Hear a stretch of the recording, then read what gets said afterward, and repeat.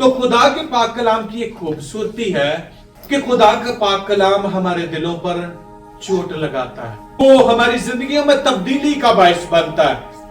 पतरस जब कलाम सुनाता है तो 3000 के करीब लोग तब्दील हो जाते हैं और उनके दिलों पर चोट लगती है। तो खुदा का पाक कलाम हमें यह बताता है कि खुदा का कलाम दिलों पर चोट लगाता है। और वो चोट क्या है? वो चोट है दिल की तब्दीली का नाम।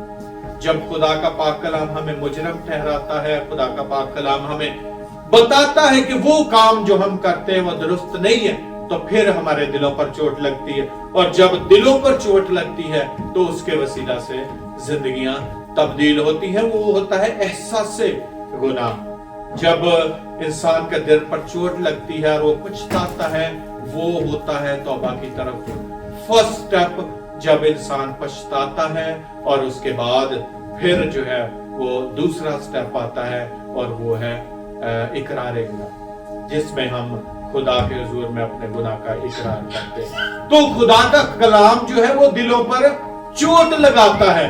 तो ये खुदा के पाक कलाम की खूबसूरती है कि वो दिलों को तब्दील कर देता है।